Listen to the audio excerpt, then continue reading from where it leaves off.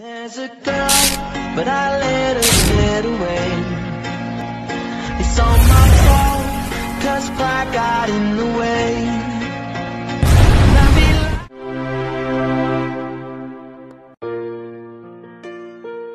Maalirra dhaga'ame.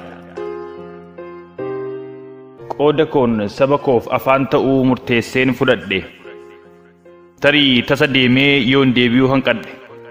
Seenaa kiyya mul'isaa, ilmaan kiyya guddisaa jedhee waan garaasaa himee lafa naqee taajjabaaf nu laatee biyyan galle dhaqe.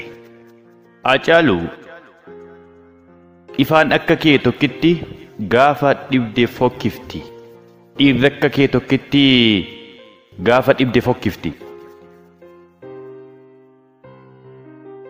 Wiixata galgala guyyaa hamaa sanaa akkuma lakaanii nan deebi'a jedhee nagaa ba'ee mana.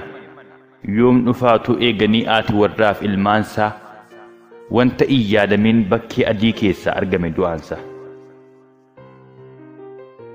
Erga du'unsaa dhaga'ame uummati Oromoo na'eetu weerare warri itti yaadee kiyyeessee galaafate gammadee geerare.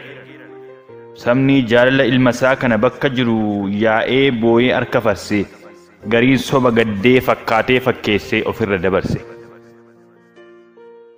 Daa'imni ilmaansaa cimtee gaafa waadda baafattu ifaadha waa'ee abbaa isheetii akka isheen iyyaafattu akka isheen gaafattu. Jiruu fi jireenyaan maal keessa qaxxaamure amma jiraatetti maal faa hojjetaa ture. Dulloomeetu du'ee umriinsaa dhumate moo balaa tasaatu abbaa keenya mudate.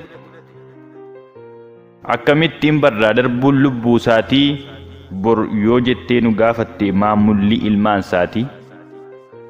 Maal deebifnaaf jamaa yoo arran falamin waa'een du'a isaatii maalirra akka ga'e yoo arran baramin. Utuu dubbatamuu oo'ee bal'ifamee gidduutti qabbanaa'ee maaliif callifame. Hunda beekuu baadhusii iwwal dhaalu garii yee xile'eeyyaa mii xilawnoo kamii moo abjuudha tarii. Akka dhageenyetti fo'amee adda baafame abaluut ajjeeseen sabaaf gabaafame.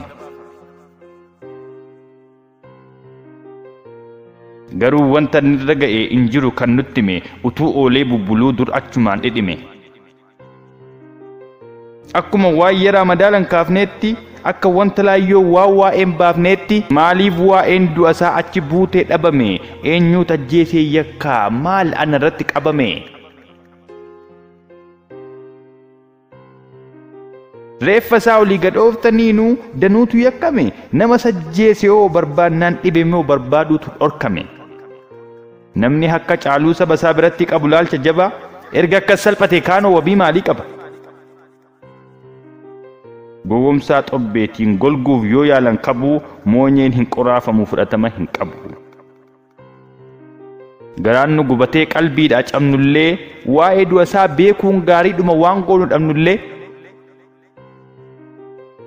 Uumaan afaan miti hojii keenya laala afaan toluun dansa hojii toluutu caala. Kokkee ishee qabneerraadha dura duun dhaga'ame waa'een du'a Hacaaluu maalirra ga'ame. Ganaa ni lafa malee lafee addaan hin hiru nutwaa irraa tollee kan nuti aanu jiru. Make that pistol pop. Shawty got a bad boy fetish. Shawty come over and get